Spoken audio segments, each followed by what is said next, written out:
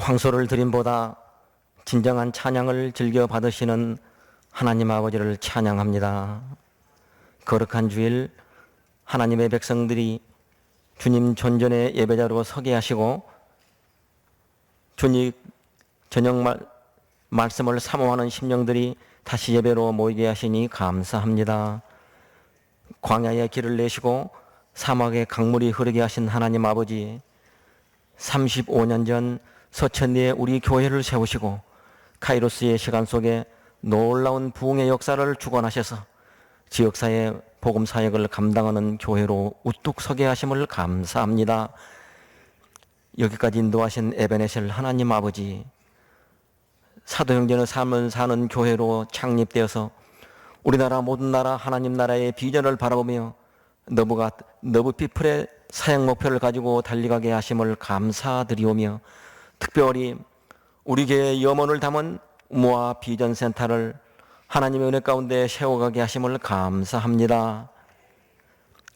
지난 여름 무더운 날에도 비전하우스에서 다음 세대가 숨죽여 예배하며 민원을 감수하고 묵묵히 어려움을 극복하게 하신 하나님의 보살핌을 감사합니다. 우모아 비전센터 건축을 위해 기도의 용사들을 세워주시고 봉헌의 손길을 펴게 하시는 성령님의 역사를 감사합니다. 이렇게 감사할 일들이 많은데도 저희는 나약하여서 삶의 현장에서 하나님의 백성다운 삶의 모습을 잊어버리고 감사하지 못하는 때가 많았음을 고백합니다. 저희는 감사가 부족하오니 저희에게 은혜를 베풀어 주셔서 문제의 문을 감사의 마스터키로 열고 나아가게 하옵소서. 호세아 선지자를 통하여 지금은 은혜 받을 만한 때니 너의 밭을 기경하라 하신 주님, 저의 마음의 밭을 기경하여서 미움과 시기와 질투와 원망과 교만과 정욕을 갈아엎고 주님의 따스한 사랑과 온유함으로 만밭을 일구어서 성령의 열매, 말씀의 열매가 주렁주렁 열리는 놀라운 역사를 허락하옵소서. 병상에서 신음하며 주님 음성을 기다리며 치유의 은총을 고대하는 아픈 자들을 찾아가시고 주님 안수하여 주시옵고, 내 이름을 경외하는 자에게는 공의로운 해가 떠올라서 치료하는 광선을 비추리라. 말씀을 믿어 기적을 체험하게 하옵소서. 말씀을 들고 서시는 전도사님을 붙드시고 선포되어지는 말씀이 사모하는 심령들이 위로와 치유의 말씀이 되게 하옵소서. 이제는 내가 산 것이 아니오 내 안에 그리스도가 사는 것임을 믿사옵나이다.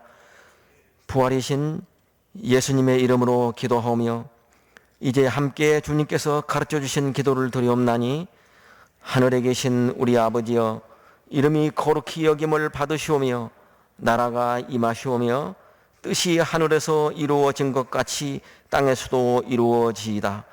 오늘 우리에게 일용할 양식을 주시옵고 우리가 우리에게 죄 지은 자를 사하여 준 것 같이 우리 죄를 사하여 주시옵고 우리를 시험에 들게 하지 마시옵고 다만 악에서 구하시옵소서.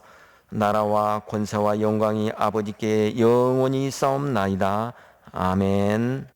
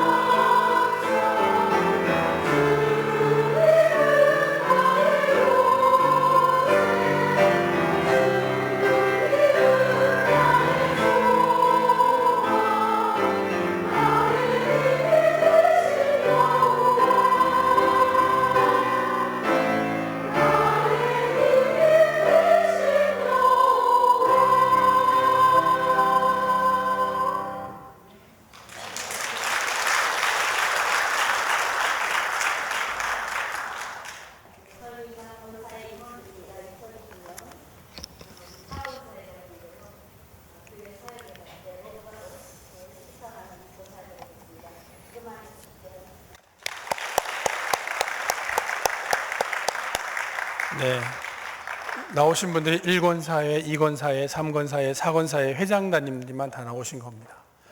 제일 많이 웃고 은혜로운 분이 회장님이십니다. 네. 자, 하나님 말씀 보겠습니다. 에베소서 4장 1절에서 16절까지 말씀입니다. 신약성경 312쪽에 있습니다. 에베소서 4장 1절에서 16절입니다.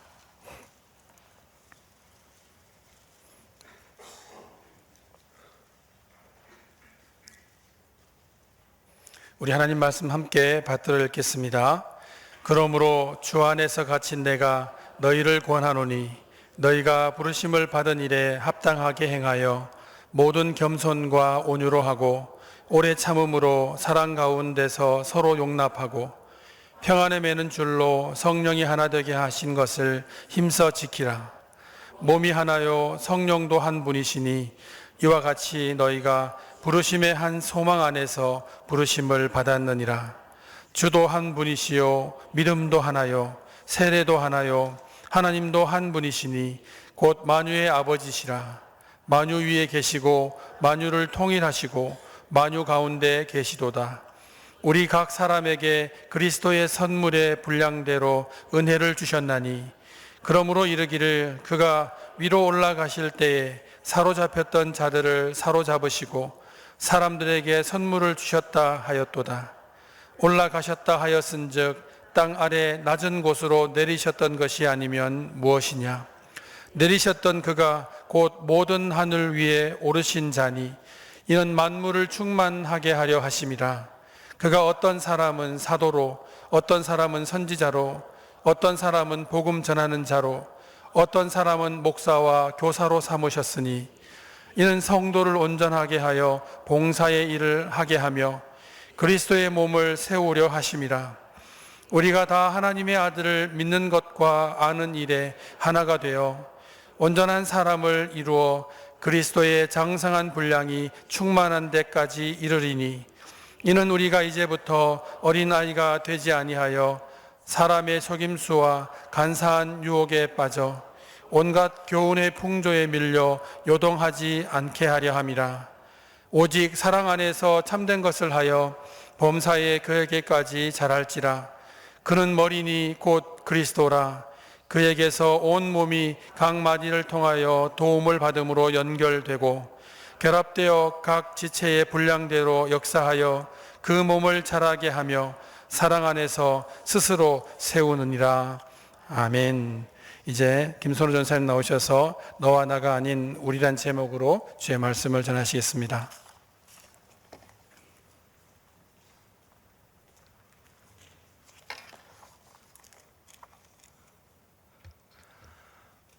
에베소서 헬라어 원전의 제목은 에베소인들에게입니다. 그리고 에베소서는 사도 바울이 1차로 로마에 가택연금 상태로 있을 때 AD 61년에서 63년경에 쓰여졌습니다. 바울이 3차 전도 여행 시 3년간 사역해왔던 에베소 교회를 향한 그리고 인근 소아시아 교회 성도들을 수신자로 하여 쓴 편지입니다. 에베소서는 하나님의 구속, 교회론을 잘 설명하고 있는 성경이라 우리는 잘 알고 있습니다. 그래서 작년 하반기 신앙수련회 때 넷째 날, 다섯째 날 주제인 진정한 크리스천은 교회를 어머니라 알고 진정한 크리스천은 성도를 가족으로 아는 사람이다 라는 주제를 나눴을 때 본문은 바로 이 에베소서 4장 말씀이었습니다. 에베소서가 왜 이러한 내용을 담고 있는지 에베소서의 전체적인 흐름을 통해 우리가 다시 한번 이 에베소서 4장과 그리고 교회와 성도를 향한 하나님의 말씀을 들어보자 합니다. 에베소서는 이제 막 예수 그리스도를 구주라 고백하며 교회에 속하게 된 이방인 성도들을 향해 쓴 바울의 편지입니다. 그래서 이방인 출신 성도들에게 교회는 언제부터 시작되었고 신약 시대에 이르러 자신들, 이방인들에게까지 어떻게 포함하게 되었는지 그 과정과 이유를 설명하고 있습니다. 쉽게 말하면 하나님의 구원과 구속은 지금 갑자기 이루어진 게 아니라 창세전부터 그리스도 안에서 우리를 향하신 하나님의 뜻이었다라는 것을 알려주기 위함이었습니다. 그래서 주의 백성들의 모임인 교회는 이방인, 선민으로 나뉘어지지 않고 주님 안에서 모두 하나이다 라는 것을 말씀하고 있습니다. 그래서 에베소서 1장 4절 말씀은 이렇게 말씀하고 있습니다. 함께 읽도록 하겠습니다. 곧 창세전에 그리스도 안에서 우리를 택하사 우리로 사랑 안에서 그 앞에 거룩하고 흠이 없게 하시려고. 아멘. 우리가 알다시피 구약시대의 하나님의 구속 역사는 선택받은 민족, 이스라엘 백성들 중심으로 진행되는 것을 알고 있습니다. 그러나 예수님의 오심과 죽으심으로 말미암아 하나님의 구원 역사는 이방인뿐만 아니라 온 세계와 온 민족으로 확장되었습니다. 그래서 사도 바울은 이제 교회 생활을 막 시작하는 이방인들에게 너희들을 향한 하나님의 계획은 창세 전부터 너희를 택하신 하나님의 뜻이다라는 것을 말씀하고 있습니다. 우리를 향한 하나님의 계획은, 성도를 향한 하나님의 부르심은 창세 전부터 우리를 택하신 하나님의 부르심이다. 강력히 말씀하고 있습니다. 지금 이 이방인들로 구성된 교회 공동체는 별개의 공동체, 별개의 교회, 선민과는 조금 뒤떨어진 교회가 아니라 너희도 하나님의 계획 안에 있는 하나님의 구속 공동체, 하나님의 교회다라는 것을 말하고 있는 것입니다. 기업에 취직하면 인수인계나 연수를 받습니다.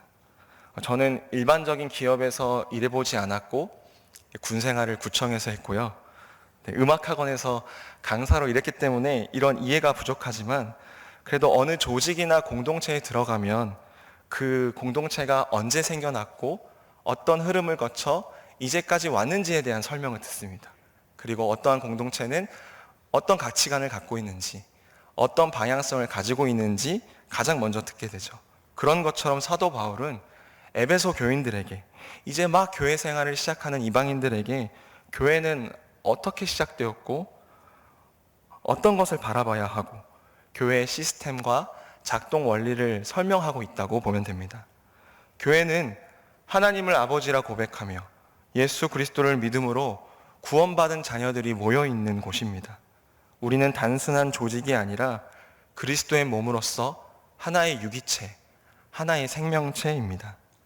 세상의 어떠한 사상을 중심으로 모인 곳이 아니라 예수 그리스도를 머리로 하여 모인 것이 바로 교회입니다. 또한 우리는 모두 예수 그리스도를 믿음으로 하나님의 자녀가 되는 권세를 받은 자들입니다. 그런데 하나님께서 우리에게 주신 자녀의 권세는 개인을 향할 뿐만이 아니라 바로 하나인 공동체, 교회를 향하고 있습니다. 하나님의 자녀가 되는 동시에 우리는 그리스도의 몸된 교회의 각 부분이자 일원이 된 것입니다. 오늘 우리가 읽은 본문 4장 1절부터 6절까지는 교회의 일원이 된 하나님의 자녀는 그리스도의 몸된 교회의 각 지체로서 다른 형제 자매들과 함께 연합해야 된다라는 것을 말씀하고 있습니다. 또한 7절에서 16절은 이러한 교회 공동체는 함께 자라나가야 한다라는 것을 권면하고 있습니다. 먼저 교회 공동체는, 우리 교회는 연합해야 합니다. 한 몸으로 부름을 받은 각 지체, 성도들이 서로 사랑하지 않고 존중하지 않고 연합하지 못한다면 건강하게 자라날 수 없을 것입니다.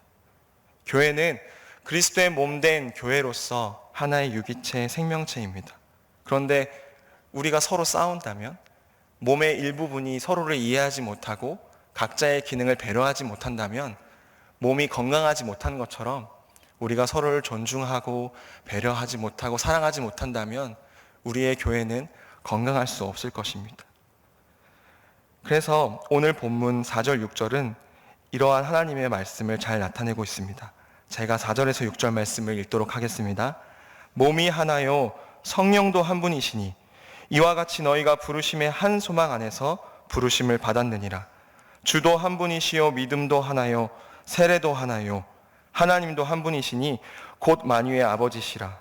만유 위에 계시고 만유를 통일하시고 만유 가운데 계시도다. 아멘. 에베소서 1장 23절 교회는 그리스도의 몸이니 라는 말씀을 중심으로 하나님께서는 계속해서 교회는 그리스도의 몸이다 라는 중심으로 말씀하고 계십니다. 이 몸은 예수 그리스도가 예수님이 오시기 전까지 이스라엘과 이방인이라는 두 개로 분리되어 있었습니다. 그러나 예수님의 십자가 구속과 부활로 인해 우리는 하나의 몸이 되었습니다. 구별된 몸이 아니라 하나가 되었습니다. 몸만 하나인가요? 오늘 말씀을 보면 성령도 한 분이라 말씀하십니다. 우리가 하나 되어야 하고 하나 될 수밖에 없는 이유는 한 분이신 성령이 우리 마음 가운데 동일하게 존재하시기 때문입니다. 이 사실은 정말 놀라운 사실입니다. 성령님은 우리에게 계속 동일한 하나님의 마음을 부어주시고 하나님의 뜻을 깨달을 수 있게 하시기 때문입니다. 한 성령님이 우리 가운데 계시기 때문에 우리는 다른 마음을 품을 수 없습니다. 한 마음과 한 소망을 품을 수밖에 없습니다. 이렇게 4절과 6절은 우리가 하나일 수밖에 없는 이유, 하나가 되어야 하는 이유를 계속해서 말씀하고 계십니다. 한 성령을 마음 가운데 둔 주의 백성들은 우리 주님, 하나님 한 분을 주라 고백합니다. 그 믿음 또한 하나입니다. 예수 그리스도를 믿는 믿음 하나라는 것입니다. 예수 그리스도 이외에 구원받을 이름을 하나님께서 주시지 않았습니다. 우리에게 신앙의 대상은 하나님 한 분, 예수님 한 분입니다. 그리고 우리에게 믿음을 불러일으키는 성령님 또한 한 분이고 믿음의 주 예수 그리스도, 예수님 또한 한 분입니다. 그리고 믿는 자에게 주어지는 외적 증표인 세례 또한 하나입니다. 하나님께서는 이렇게 우리가 하나 되어야 하고 하나일 수밖에 없는 이유를 차근차근 하나하나 강력하게 말씀하고 계십니다. 인간 관계 가운데 공통점이 하나라도 생기면 우리의 마음이 열리고 대화하고 관계하는 데에 부드러지게 됩니다. 취미나 좋아하는 음식, 요즘 잘 보고 있는 드라마, 영화가 같다면 어색했던 사이를 부드럽게 풀어줍니다.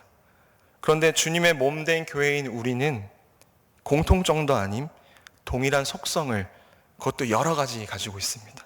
한 성령님, 한 소망, 한 주님, 한 믿음, 한 세례. 그래서 이렇게 하나 된 우리는 오늘 에베소서 4장 1절 3절에서 말씀하셨듯이 이 말씀을 지켜 따라 살아가야 합니다.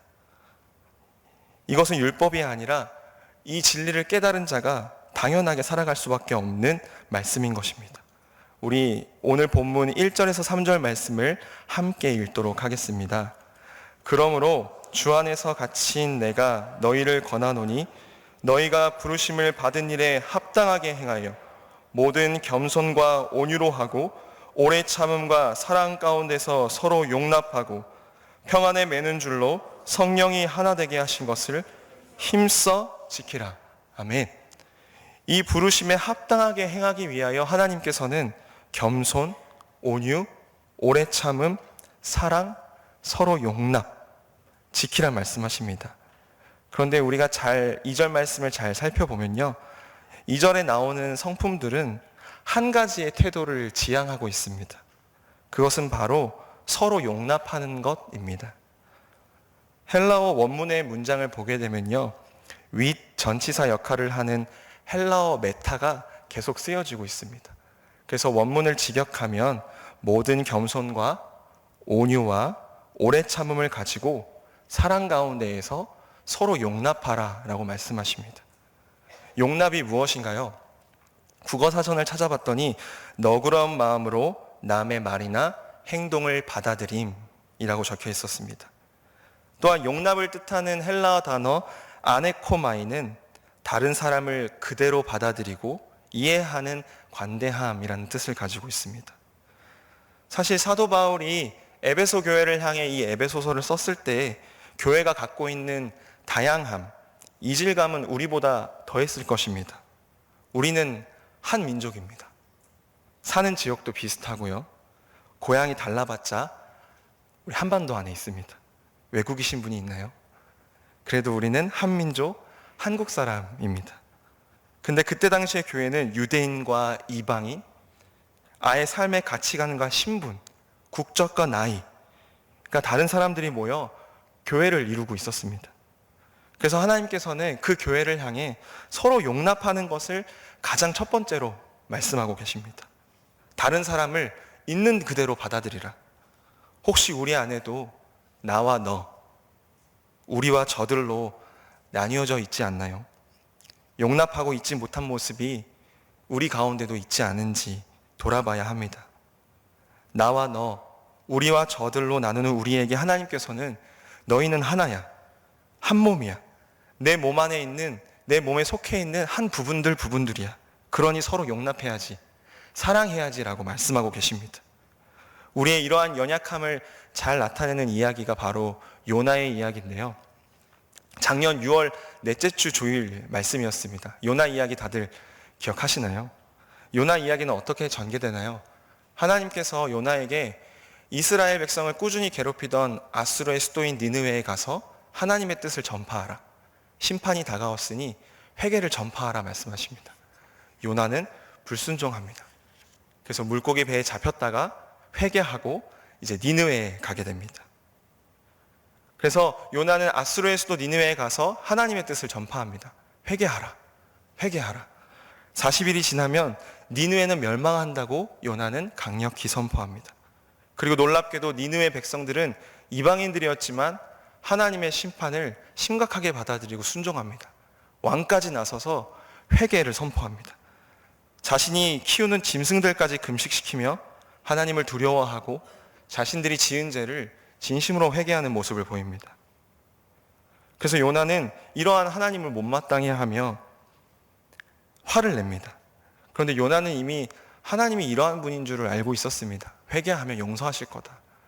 우리를 괴롭히고 저 이방민족 아수르가 죄를 지었는데 분명히 회개하면 하나님이 용서하실 것이다. 요나는 하나님의 마음을 알고 있었습니다. 그래서 니느웨가 심판이 이제 비껴간 거를 요나는 알고 하나님께 자신을 죽여달라고 소리칩니다. 요나 4장 3절 말씀입니다. 함께 읽도록 하겠습니다. 주님, 이제는 제발 내 목숨을 나에게서 거두어 주십시오. 이렇게 사느니 차라리 죽는 것이 낫겠습니다. 요나의 표현을 좀 더 실감나게 하기 위해 세번역 성경을 가지고 왔습니다. 제가 이 말씀을 작년에 초등 2팀 아이들과 나눴더니 아이들이 요나 나빠요 라고 소리쳤습니다. 이렇게 사느니 차라리 죽는 것이 낫겠습니다. 하나님 앞에서 요나는 하나님의 뜻에 대항했습니다. 그런데 요나가 성문 밖에 머물고 있었던 것은 햇빛이 강하게 내리쬐고 있었습니다. 그런데 하나님께 자신을 죽여달라 소리친 요나에게 하나님은 그늘을 만들어 주십니다. 박넝쿨을 자라게 하셔서 그늘을 만들어 주십니다. 그러자 요나는 금세 기분이 좋아집니다. 그런데 하나님께서 다시 벌레를 보내셔서 요나를 가려줬던 그늘을 없애십니다. 그러자 요나는 다시 하나님께 짜증을 냅니다. 그래서 하나님께 요나에게 물으십니다. 요나야, 너 지금 너에게 그늘을 만들어 주었던 그 그늘이 박넝쿨이 없어졌다고 나한테 화내는 거니? 그러자 요나가 네, 그 나무가 없어서 죽도록 짜증납니다. 하나님께서 말씀하십니다. 요나야, 너가 심고 가꾸지도 않았고 이틀만 있었다고 죽은 나무를 넌 이렇게 되찾고 싶은데 나는 12만 명의 사람이 살고 있고 수많은 짐승까지 살고 있는 니느웨를 어찌 아끼지 않을 수 없겠느냐. 하나님은 요나 4장 11절에서 이러한 말씀을 하십니다. 하물며 좌우를 가릴 줄 모르는 사람들이 12만 명도 더 되고 짐승들도 수없이 많은 이 큰 성읍 니느웨를 어찌 내가 아끼지 않겠느냐. 12만 명은 어린이를 뜻합니다. 그때 당시에 어린이는 인구의 5분의 1이었다고 하니까 60만 명의 사람들이 살고 있었죠. 하나님은 어찌 아끼지 않을 수 없겠는가라고 말씀하십니다. 여기서 하나님께서 아끼다라고 하셨을 때 히브리어 후스는 모모를 위하여 눈물을 흘리다라는 뜻을 가지고 있습니다. 하나님은 이렇게 모든 사람을 사랑하고 눈물을 흘릴 만큼 사랑하고 계십니다. 그런데 요나는 그런 하나님의 뜻에 대항하고 하나님의 사랑을 이해하지 못했습니다. 우리는 이러한 하나님의 마음을 품은 공동체 교회가 되어야 합니다. 누구든지 웰컴, 환대하는 교회가 되어야 합니다. 인류학자 김영경 씨는 환대를 이렇게 설명했습니다. 환대란 타자에게 자리를 내어주는 것, 그의 자리를 인정하는 것, 그가 편안하게 사람을 연기할 수 있도록 돕는 것, 그리하여 그를 다시 한번 사람으로 만들어주는 것. 교회는 환대, 웰컴 하는 공동체입니다. 그러나 우리가 오해하지 말아야 할 것은 우리가 믿는 진리, 기독교 진리는 배타성을 띄웁니다. 왜냐하면 오직 구원은 예수 그리스도 한 분에게 있기 때문입니다. 다른 구원자는 없습니다. 그러나 유일무이한 진리를 믿는 우리의 사랑하는 태도, 남을 대하는 태도는 배타성을 띠면 안 됩니다. 진리는 배타적이지만 우리는 그 사랑을 전해야 하고 모든 사람을 사랑해야 하고 오해와 편견 없이 대해야 되기 때문입니다. 누가복음 10장에 율법사가 예수님께 무엇을 하여야 영생을 얻겠습니까? 질문합니다. 그래서 예수님께서는 내 마음을 다하며 목숨을 다하며 힘을 다하며 뜻을 다하여 주 너의 하나님을 사랑하고 내 이웃을 사랑하라 말씀하십니다. 러브가 러브 피플 하라 말씀하십니다. 그런데 율법사가 아멘 하지 않고 한 번 더 질문합니다. 이렇게 질문합니다. 한 번 더 같이 읽겠습니다. 예수께 여짜오되 그러면 내 이웃이 누구이니까? 저는 이 질문을 보면서 이 율법사는 정말 이웃이 궁금하지 않았다라고 생각합니다. 이웃이 누구든지 사랑할 준비가 되어 있고 하나님이 너 이외에 다른 사람을 사랑해라 라고 말씀하셨다면 이웃이 누구인지 궁금하지 않았을 것입니다. 근데 이 율법사는 이웃이 누구든지 사랑하겠습니다가 아니라 이미 내 이웃의 영역을 제한했다고 생각합니다. 그렇기 때문에 주님, 내 이웃이 누구입니까? 그 이웃의 영역을 설정해 주십시오 라고 질문한 겁니다. 제발 그 사람은 없었으면 좋겠다. 내가 사랑해야 되고 품어야 될 대상에 그 사람은 없었으면 좋겠다. 그러니까 이 율법사의 마음이었다고 생각합니다. 제가 예능 프로그램을 보다가 영상 하나를 봤는데요. 이 영상을 볼 텐데 이 영상은 이제 덴마크 방송인데 이제 박스를 만들어서 사람들을 신분과 계층으로 나눕니다. 근데 이제 그들이 질문 하나하나로 이제 하나가 되는데요. 영상을 함께 보도록 하겠습니다. 제가 동시 통역을 해드리겠습니다.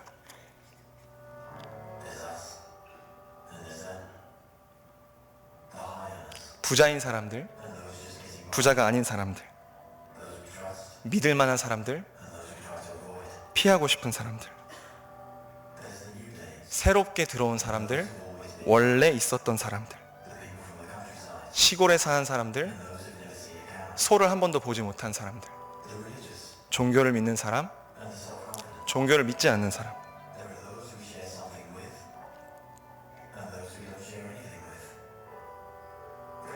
환영합니다. 오늘 제가 몇 가지 질문을 하겠습니다. 개인적인 질문이 있을 수도 있으니 솔직하게 대답해 주세요. 반에서 개구장이었던 분?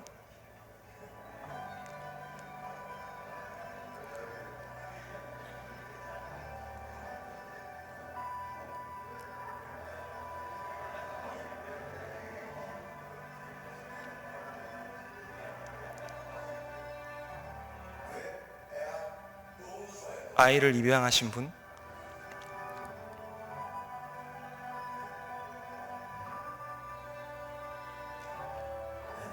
그러자 갑자기 그들은 우리가 됩니다. 사후 세계를 믿는 우리, UFO를 본 적 있는 우리, 춤을 좋아하는 우리.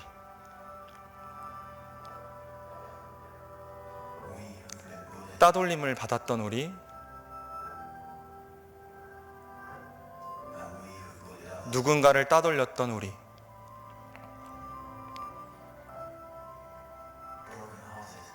실현당한 사람들, 사랑하고 있는 사람들,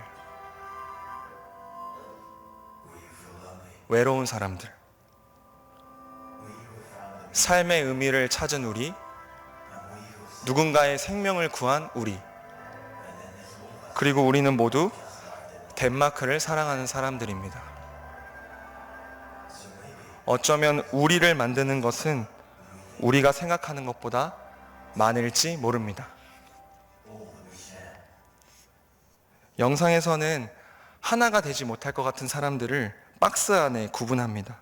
사회적 신분이나 가치관이 다른 사람들을 구분합니다. 그런데 사회자가 던지는 질문 하나하나가 그 영역을 깨트립니다. 학창시절에 개구장이었던 사람들 하니까 박스 안에 있던 사람들이 웃으면서 가운데로 나옵니다. 자녀를 입양한 사람들, 시련을 당한 사람들, 사랑하고 있는 사람들 하나로 모읍니다. 차갑게 구분되어져 있던 박스는 사라지고 맙니다. 그런데 우리를 하나 되게 하는 질문은 이보다 강력하고 유한하지 않고 영원하며 사람의 경험이나 취향으로 제한되지 않습니다. 우리는 하나님의 자녀입니까? 당신은 하나님의 자녀입니까? 오늘 에베소서 말씀이 분명히 말씀하고 계십니다. 우리는 몸도 하나요? 성령도 하나요? 소망도 하나요? 주도 하나요? 믿음도 하나요? 세례도 하나인 하나님의 자녀라 말씀하십니다. 그래서 겸손과 온유와 오래 참음과 사랑 안에서 서로를 용납하라 하나님은 명령하십니다.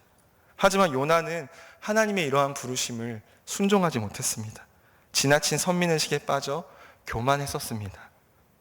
하나님께서는 내가 너를 사랑하듯 내 옆에 있는 사람도 동일하게 사랑한다. 너희가 다 죄인이라 멸망받을 것이라 손가락질하는 것도 내가 사랑한다. 그래서 하나님께서는 서로 사랑하라 용납하라 말씀하시면서 첫째로 필요한 성품으로 겸손을 말씀하셨습니다. 우리 2절에 모든 겸손으로 시작하죠. 전도서 7장 16절에 이런 말씀이 있습니다. 함께 읽도록 하겠습니다. 너무 의롭게도 살지도 말고 너무 슬기롭게 살지도 말아라. 지나치게 의롭게 살면 예수님이 그렇게 꾸짖으셨던 바리새인처럼 될 수도 있습니다. 바리새인의 뜻은 분리된 자입니다. 지나칠 정도로 자기에게 성실하고 옳고 그름이 분명한 사람, 성실하게 의롭게 사는 것이 잘못되는 것이 아니지만 자신의 성실함으로 남에게 똑같은 잣대를 들이밀어 꾸짖고 탓하며 정죄하는 사람, 이렇게 살다 보면 내 마음을 돌아볼 마음의 여백이나 여유가 사라지게 됩니다. 바리새인들은 지나친 의인이었습니다. 자기 자신이 세운, 자만으로 세운 옳고 그름을 통해 다른 사람을 꾸짖고 판단했습니다. 너 지금 잘못하고 있어. 그런데 예수님께서는 긍휼과 자비로 우리를 대하셨습니다. 사랑하는 명선의 성도 여러분, 나와 다른 사람이라고 틀린 것이 아닙니다. 바울과 바나바도 마가 요한을 중심에 두고 다퉜습니다. 초대교회의 두 위대한 전도자는 마가 요한을 데리고 갈지 데리고 가지 말지로 심히 다투어 다른 길로 갔습니다. 이렇듯 다름을 틀림이라고 얘기하는 교만의 위험은 우리로 하여금 형제를 사랑하지 못하게 할 수 있습니다. 우리의 신앙도 마찬가지입니다. 우리의 신앙은 내가 거룩하니 너희도 거룩하라라고 하신 레위기 말씀처럼 우리의 힘으로 거룩할 수 없음을 고백하고 겸손하게 오직 예수님을 통하여 하나님 앞에서 거룩하기를 힘써야 합니다. 우리의 신앙이 교만하여 극단에 처해 누군가의 신앙과 믿음을 재단하고 판단하고 정죄해서는 안 됩니다. 그래서 전도서 말씀은 계속 이렇게 말씀하십니다. 제가 읽겠습니다. 하나를 붙잡되 다른 것도 놓치지 않는 것이 좋다. 하나님을 두려워하는 사람은 극단을 피한다. 아멘. 우리는 우리와 저들, 나와 너, 이것 아니면 저것 논리에 익숙해져 있고 연약합니다. 내 편이야, 네 편이야, 편 가르기를 합니다. 그러나 이러한 양극단의 논리를 피할 수 있는 방법은 오직 하나님을 경외하는 것이라 말씀하십니다. 하나님 앞에, 말씀 앞에 늘 거룩하기를 힘쓰며 겸손해야 합니다. 그래서 하나님께서는 이스라엘 괴롭히는 아수르의 수도 니느웨도 사랑한다 말씀하십니다. 그런데 우리가 감히 요나처럼 하나님의 사랑을 교만하여 판단한다면 하나 되기를 힘쓰는 교회가 되어가기 어려울 것입니다. 다름은 틀림이 아닙니다. 이곳에 모인 우리 모두는 다 다릅니다. 그러니 다툴 수밖에 없고요. 내 편, 저기 편이 생길 수밖에 없고 서로를 향한 시기와 질투, 오해와 편견이 생길 수밖에 없습니다. 그러나 주님의 몸된 교회는 이거를 제쳐두고 가는 공동체가 아니라 이 다름을 품고 우리가 하나의 부르심으로 이 모든 것을 허물며 나아가야 하는 거룩한 공동체입니다. 우리가 서로 다른 것은 하나님의 신비입니다. 그분의 창조 섭리입니다. 다 똑같아서 쿵짝이 맞으면 재밌을까요? 그게 진정한 아름다움일까요? 다양성과 다채로움이 하나님의 사랑 안에서 하나로 모이는 것이 진정한 아름다움입니다. 여러분, MBTI라고 혹시 아시나요? 사람의 유형을 4가지 카테고리로 분류하는 것입니다. 제가 슬라이드를 하나 가져왔는데요. 이렇게 생각하는 방식, 선택하는 방식, 사고의 유형을 따라 이렇게 4가지로 나눕니다.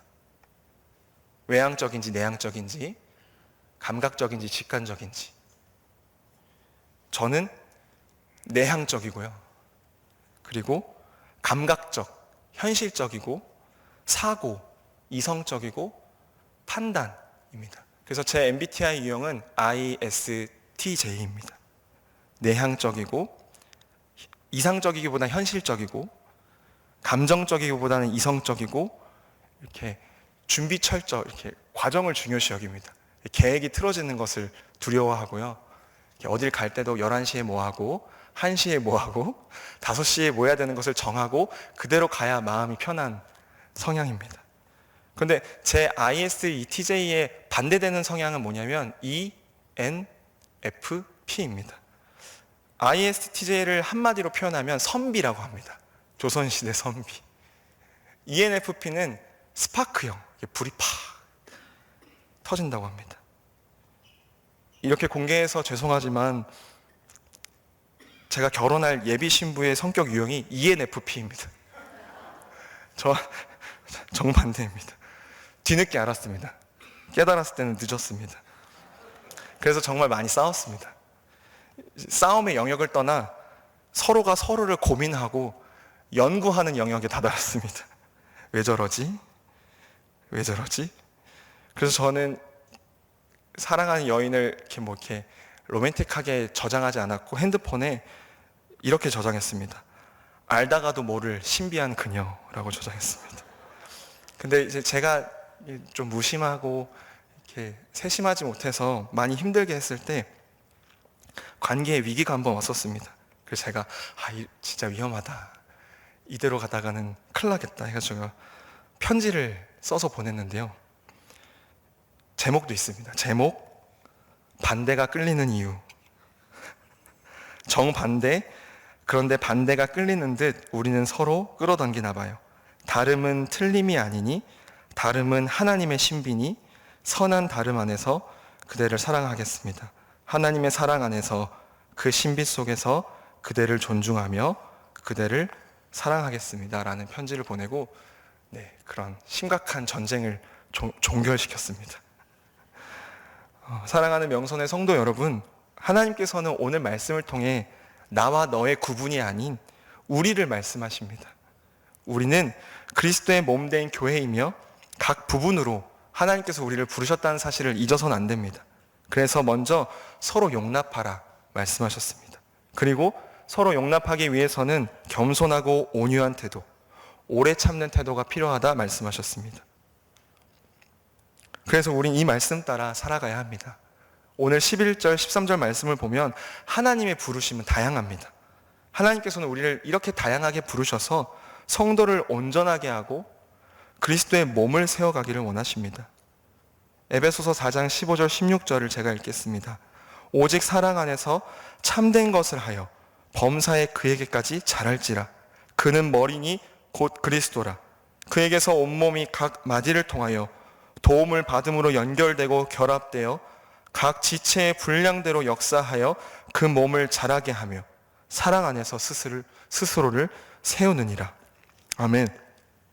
우리는 그리스도의 몸의 일부분이며 이 몸의 머리는 그리스도 예수님이십니다. 그래서 예수님을 통해 온 몸이 각 마디를 통하여 도움을 받고 연결되고 결합되어 각 지체의 분량대로 역사하며 그 몸을 자라게 하며 하나님의 사랑 안에서 세우십니다. 혹시 마음이 무거워지셨나요? 나 외의 모든 이들을 또 사랑하고 품어야 된다고. 내가 부어줘야 할 사랑이 부담스럽다면, 마음이 어렵다면 내가 받은 사랑이 얼마나 큰지 바라보기를 원합니다. 사랑하고 품는 것이 부담스러운 이유는, 어려운 이유는 연약한 나에게 집중해서 그렇습니다. 내 힘으로 사랑하려고 해서 그렇습니다. 그러나 우리가 서로 사랑할 수 있는 이유는 하나님의 크신 사랑을 받았기 때문입니다. 그리고 우리가 하나 될 수밖에 없는 이유는 이미 하나이기 때문입니다. 이미 몸이 하나요, 성령도 한 분이라 하나님께서 말씀하십니다. 우리 명성교회는 이미 하나입니다. 이미 그리스도 몸된 교회에 하나가 되어 있습니다. 그러니 이미 우리는 하나가 되었다는 사실을 잊지 않고 서로 사랑하며 용납하기를 힘쓰는 우리 명성교회가 되기를 바랍니다. 기도하겠습니다. 거룩하신 하나님 아버지, 감사합니다. 저희를 교회로 불러주셔서 교회 안에서 함께 신앙생활을 하며 나의 연약함을 누군가가 보충해주고 함께 동역하며 하나님 나라를 바라보게 하시니 주님 감사합니다. 우리는 연약해서 누군가를 사랑하기가 너무 힘듭니다. 사랑하기 애쓰지만 또 무너지고 나의 사랑 없음을 발견하게 됩니다. 그러나 내가 얼마나 큰 사랑을 받았는지, 우리를 향하신 하나님의 사랑은 창세전부터 택하신 사랑함을 잊지 않고 그 사랑을 날마다 누리며 그 사랑을 함께 누리며 흘려보낼 수 있는 주님의 교회 되게 하여 주시옵소서. 감사드리며 예수 그리스도의 이름으로 기도드립니다. 아멘.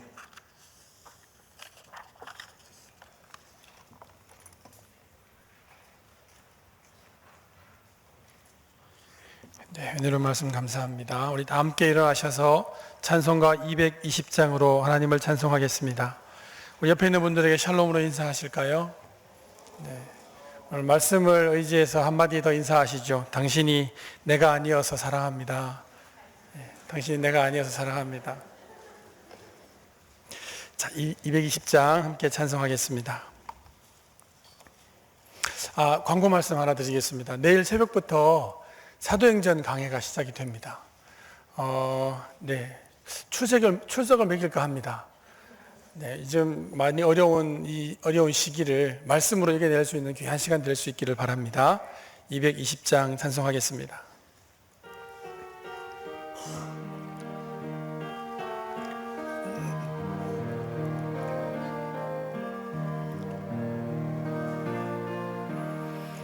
사랑하는 주님 앞에 형제자매 한자리에 그 신사를 생각하며 즐거운 찬송 부르네.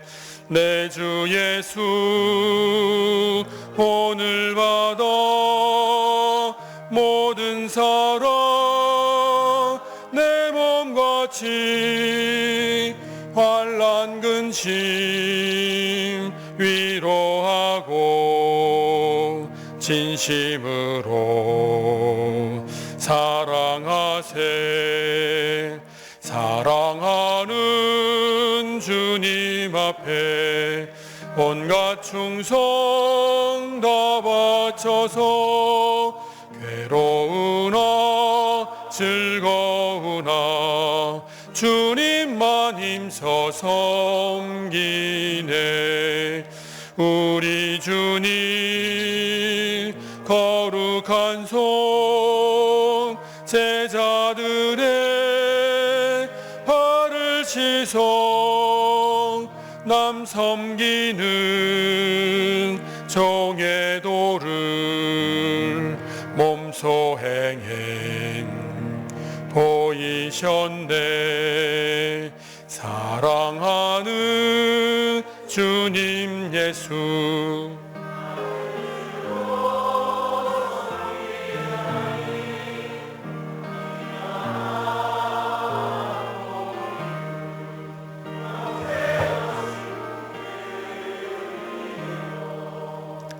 한 몸같이 친밀하고 마음으로 하나 되어 우리 주님 크신 뜻을 지성으로 준행하세. 자비로우신 아버지 하나님, 은혜를 감사합니다. 거룩한 주일 온전히 주의 전에 거하며 예배를 사모하고 말씀을 사모하는 하루를 허락하여 주셨음을 감사드립니다. 오늘 하루 얻었던 힘과 용기를 가지고 세상에서 믿는 자로 살게 하여 주시옵소서. 말씀처럼 거룩한 삶을 살아 세상의 빛이 되게 하여 주시옵소서. 좀 이 시간에 주님 전에 나오며 귀한 예물로 나와왔고 감사의 제목들, 기도의 제목들을 주님께 올려드립니다. 저희 삶의 한 주간 더 큰 은혜와 사랑으로 가득 채워주시고 그 모든 삶 순간순간에 감사와 찬송이 끊어지지 않게 하여 주시옵소서. 힘들고 어려운 삶 가운데에서도 주님을 바라보게 하시고 주님만 찬양하는 저희의 모든 삶이 되게 하여 주시옵소서. 이 모든 간구를 예수 그리스도의 이름으로 기도드리오며 이제는 우리를 연합하여 원팀되게 하시는 예수 그리스도의 은혜와 오직 한 분이신 하나님 아버지의 크신 사랑하심과 우리를 하나 되게 하시는 성령님의 인도하심이 저희 무리와 몸 되신 교회 위에 영원토록 함께 하시옵기를 간절히 축원하옵나이다. 아멘.